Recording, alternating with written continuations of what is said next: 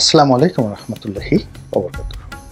সম্মানিত দর্শক, আওয়ামী লীগের রাজনীতির ভবিষ্যৎ কি?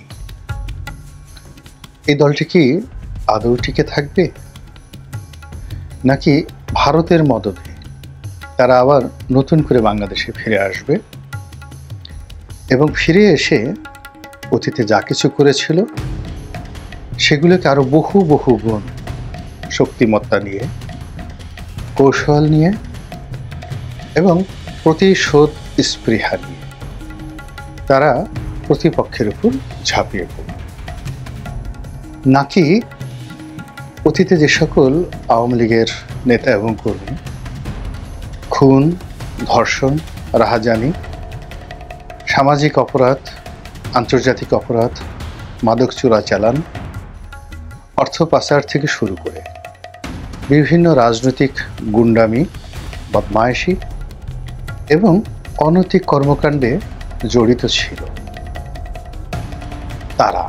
তাদের যে অংশটি পালিয়ে গিয়েছেন, যে অংশটি দেশের মধ্যে পালিয়ে রয়েছেন অথবা দেশের বাইরে রয়েছেন, আর যারা ইতিমধ্যেই ধরা পড়েছেন, তাদেরকে কি খুব দ্রুত বিচারের আওতায় এনে সবাইকে সাজা দেওয়া হবে এবং সেটা 6 মাস থেকে 1 বছরের মধ্যে যে দ্রুত বিচার ট্রাইব্যুনাল রয়েছে সেটি, অথবা আইসিটি যেটা ইন্টারন্যাশনাল ক্রাইম ট্রাইব্যুনাল রয়েছে সেটি, অথবা একেবারে আলাদা একটা অর্ডিন্যান্স করে খুব তড়িঘড়ি করে সামরিক আদালতের মতো করে জাস্ট 90 ডেজ বা 45 ডেজ এর মধ্যে বিচার কার্য তড়িঘড়ি করে সমাধান করে আওয়ামী লীগের একেবারে প্রথম সারির এরকম কয়েক হাজার নেতাকর্মীকে ফাঁসিতে ঝুলানোর ব্যবস্থা করা হবে কিনা এগুলো নিয়ে কিন্তু আলোচনা হচ্ছে। তার সঙ্গে সঙ্গে যে আলোচনাটা হচ্ছে সেটি হলো আওয়ামী লীগ যে কোনো ফর্মে রিভাইভ করবে কিনা। অর্থাৎ এখানে একটা বিষয় কিন্তু প্রকৃতি খেলে বারবার, অর্থাৎ আপনি আপনার প্রতিপক্ষের সঙ্গে যে আচরণ করেন এবং আপনার সর্বোত্তম সময় যেটি যায়, অর্থাৎ আপনি ক্ষমতা, অর্থ, বিত্ত, প্রভাব, প্রতিপত্তি, রূপ, যৌবন, অর্থাৎ জীবনের সব ক্ষেত্রে যখন সফলতার স্বর্ণ শিখর আপনার করায়ত্তে থাকে, তখন আপনার ব্যবহারগুলো প্রকৃতি লিখে রাখে। ইফ ইউ আর গুড, তখন আপনার জন্য একটা নিদারুণ ভালো পরিণতি অপেক্ষা করে দুনিয়া এবং আখিরাতে। এবং if you are bad, worst, অর্থাৎ আপনি ক্ষমতা পাওয়ার সঙ্গে সঙ্গে পিতামাতাকে ভুলে গেলেন, প্রিয়জনকে ভুলে গেলেন, আপনজনকে ভুলে গেলেন, এমন একটা অকৃতজ্ঞর যে ভাবভঙ্গি নিজের ব্যক্তিত্বে ফুটিয়ে তুললেন, যেটি আল্লাহ রাব্বুল আলামিন কোরআনে খুব চমৎকারভাবে বলেছেন যে তার বান্দারা মানে আমরা যখন বিপদে পড়ি তখন আমরা খুব কান্নাকাটি করি, এত বেশি কান্নাকাটি করি যেটা ভাষায় প্রকাশ করা যায় না। এবং আমাদের কান্নাকাটির কারণে মহান আল্লাহ রাব্বুল আলামিনের যে দয়া এবং তার করুণার যে সাগর সেখানে জোশ এসে যায়।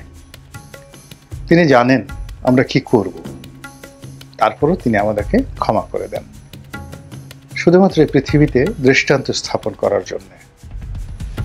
তো সেই ক্ষেত্রে যখন মানুষ বিপদ মুক্ত হয়ে পড়ে, সে গা ঝাড়া দিয়ে উঠে এমন তাণ্ডব শুরু করে, এমন একটা ভাব ভঙ্গি দেখায়, অবস্থা দৃষ্টি মনে হয় কোনো কালে তাদের যে বিপদ ছিল, বিপত্তি ছিল, তারা যে অঝরে চোখের পানি ফেলেছে, এইরকম কথা তারা স্মরণই করতে চায় না, তারা ভাবভঙ্গি প্রকাশ করতে চায় না, মনে হয় যেন আজীবন তারা এমন ছিল। এ কথা স্বয়ং আল্লাহ রাব্বুল আলামিনের আমাদের সব দুর্ভাগ্য। যা বলছিলাম, তো আমাদের এই বাংলাদেশের রাজনীতিতে এখন আওয়ামী লীগ খুবই দুর্ভাগ্য অবস্থায় আছে এবং তারা হয়তো যার যার অবস্থানে থেকে চিন্তা করছেন আবার সুযোগ পেলে ভালো কিছু করবেন, কেউ চিন্তা করছেন আবার সুযোগ পেলে দেখিয়ে দেবেন, এটা করবেন ওটা করবেন, যার যার মতো করে আল্লাহ রাব্বুল আলামিনের সঙ্গে তাদের একটা যোগাযোগ হয়ে যাবে। এটা প্রকৃতির একটা বিধান। কিন্তু এই সময়ের মধ্যে গত 100 দিনে। আমরা যে জিনিসটা দেখলাম যে গত 15 বছর ধরে কিংবা তারও অধিক কাল, ধরুন গত 20 বছর ধরে যারা দুর্ভোগে ছিলেন, দুর্দশার মধ্যে ছিলেন এবং সেই দুর্ভোগ এবং দুর্দশা থেকে রক্ষা পাওয়ার জন্য অঝরে কেঁদেছেন, বারবার তওবা করেছেন, জিন্দেগিতে আর রাজনীতি করবেন না। তাদের অনেকের এই পরিবর্তিত অবস্থায় আমরা যে রণমূর্তি দেখছি এবং তাদের যে কামনা, বাসনা, চাহিদা, অঙ্গভঙ্গি এবং তাণ্ডব, মন্দ কাজের তাণ্ডব, অকৃতজ্ঞতা, কৃতঘ্নতা, তারপর সন্ত্রাস, সব মিলিয়ে এই জমিনে এরকম একটা রসায়ন তৈরি করে ফেলেছে যে মানুষের মন বিগড়ে গিয়েছে। আমজনতা আবার আল্লাহ রাব্বুল আলামিনের কাছে নতুন করে প্রার্থনা করা শুরু করে দিয়েছে এবং আগামী দিনগুলো কেমন যাবে এটা নিয়ে অনেকেই আতঙ্কিত হয়ে পড়েছে এবং তারই প্রেক্ষিতে প্রকৃতিতে যা হয়, নতুন করে আবার একটা শূন্যতা তৈরি হয়েছে, রাজনীতির শূন্যতা। এবং সেই শূন্যতা পূর্ণ করার জন্য বিভিন্ন অ্যাঙ্গেল থেকে বিভিন্ন রাজনৈতিক, বিভিন্ন অরাজনৈতিক প্রতিষ্ঠান, সংঘ, সংগঠন, দেশি এবং বিদেশি শক্তি এবং একই সঙ্গে চক্র, তারা চেষ্টা করছেন। ভারত চেষ্টা করছেন নানাভাবে।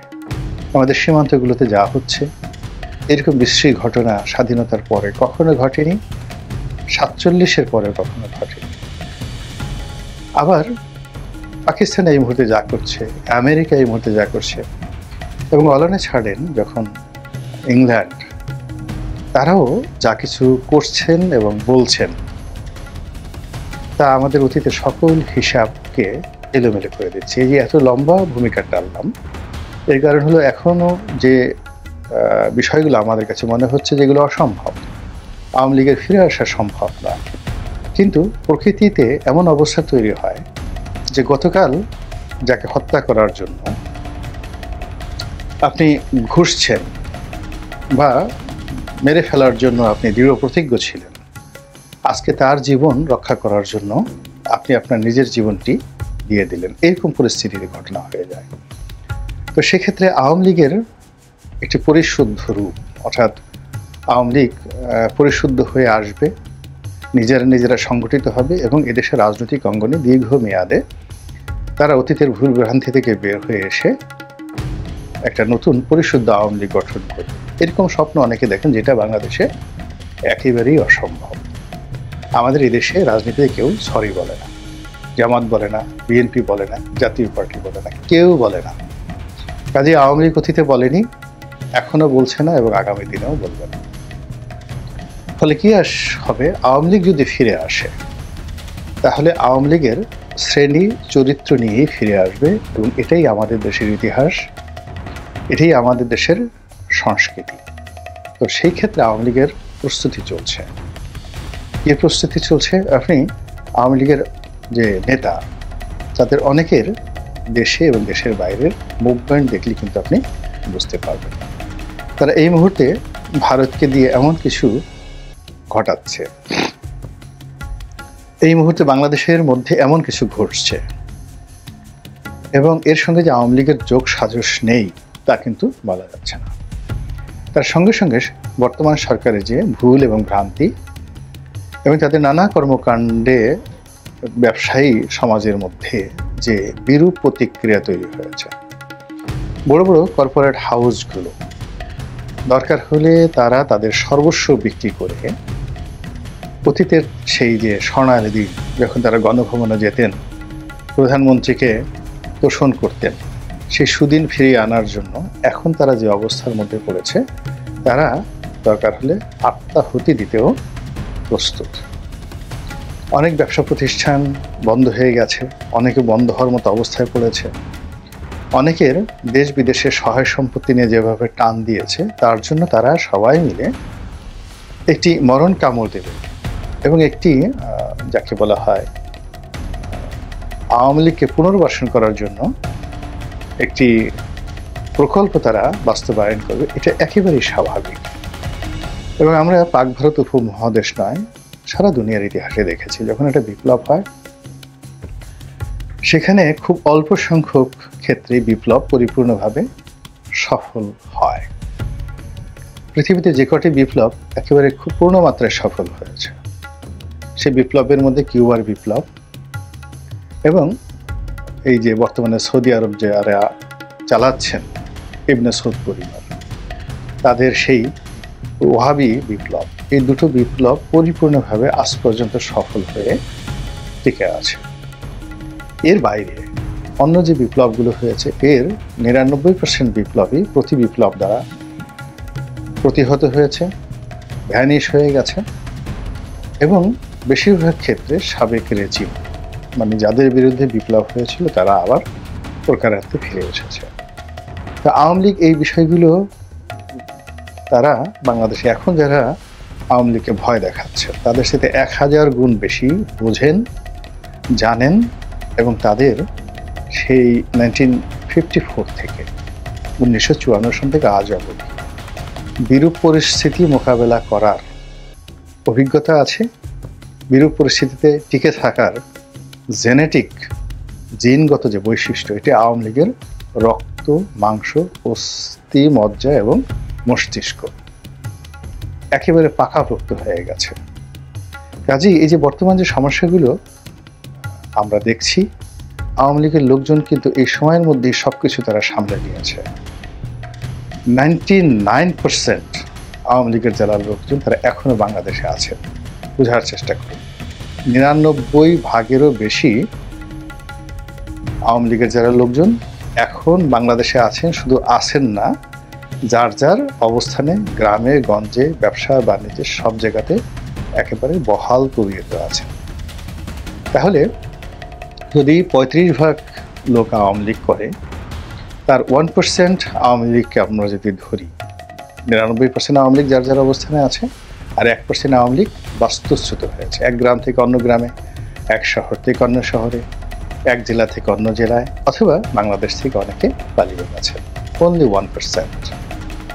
আবার এই 1%-এর মধ্যে যদি আপনি এটাকে ১০০ করেন, তাহলে দেখবেন যে ৯৯ জন লোক বাংলাদেশের মধ্যেই আছেন, আর একজন মাত্র লোক সীমান্ত পাড়ি দিয়ে ভারতে, লন্ডনে, আমেরিকাতে গিয়েছেন, খুব অল্প। তাহলে এই যে একটা শক্তি, এটি একটা জীবন্ত আগ্নেয়গিরি কিন্তু ঘুমন্ত। আবার বলছি, জীবন্ত আগ্নেয়গিরি কিন্তু ঘুমন্ত। সেটাকে মোকাবেলা করার জন্য যে পরিকল্পনা দরকার, যে জনপ্রিয়তা দরকার, যে সাংগঠনিক শক্তি দরকার, যে শুভ কর্ম দরকার, এটি ডক্টর মোহাম্মদ ইউনূসের সরকার একেবারেই করতে পারছে না, বরং উল্টো করেছে। এর ফলে কি হলো, প্রশাসনের মধ্যেই আওয়ামী লীগের ভূত চেপে বসেছে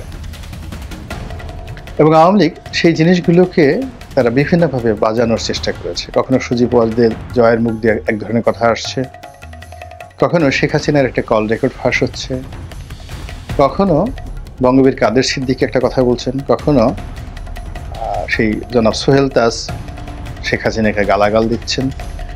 এবং আপনারা জানেন অনেক কিছুই রাজনীতিতে হয়। এই রাজনীতিতে যারা ক্ষমতায় থাকেন তারা টাকা দিয়ে প্রেস ক্লাবের সামনে অনেক লোককে দাঁড়িয়ে দেন যে আমাকে গালাগাল করো, অকথ্য ভাষায়, অশ্লীল ভাষায় গালাগাল করো, এবং এটাই রাজনীতি। তো কাজেই যারা শেখ হাসিনাকে গালাগাল করছেন খুব অশ্লীল অশ্রাব্য ভাষায়, আওয়ামী লীগকে যারা গালাগাল করছেন এবং শেখ হাসিনার পরিবর্তে ডক্টর ইউনূসকে ত্রাণকর্তা মনে করছেন, ওর মধ্যে যে বা ওনার মধ্যে যে শেখ হাসিনার ভূত নেই একথা কিন্তু বলা যাবে না। তো সেই দিক থেকে শেখ হাসিনার যারা লোকজন আছে তারা একটা ডেডলাইন দিয়ে রেখেছে, সেটি হলো ডোনাল্ড ট্রাম্প ২০ তারিখে ক্ষমতা লাভ করবেন এবং সেই ২০ তারিখের পরে আপনি দেখবেন কত দ্রুত তারা মাঠে নেমে যায়। এবং সেটি এখনো অনেক সময়, এর কারণ হলো পুরো ডিসেম্বর মাস এবং জানুয়ারির ২০ তারিখ। এই সময়টি যদি ইউনূস সরকার এবং তার সমর্থক যারা রয়েছেন তারা এই আওয়ামী লীগের এই ২০ তারিখের পরের যে ডেডলাইন, এটাকে মোকাবেলা করার জন্য প্রস্তুতি নিতে পারে, তখন এক ধরনের সমীকরণ রচনা হবে। আর যদি তারা ক্রমশ এখন যে দুরবস্থার মধ্যে আছে তাদের এই দুরবস্থা বাড়তে থাকে, হানাহানি বাড়তে থাকে, ব্যর্থতার পরিমাণ বেড়ে যায়, তাহলে আওয়ামী লীগের যে ডেডলাইন এটি ২০ তারিখ থেকে এগিয়ে ২০শে ডিসেম্বর যে হবে না, এই কথা আমি এখনো বলতে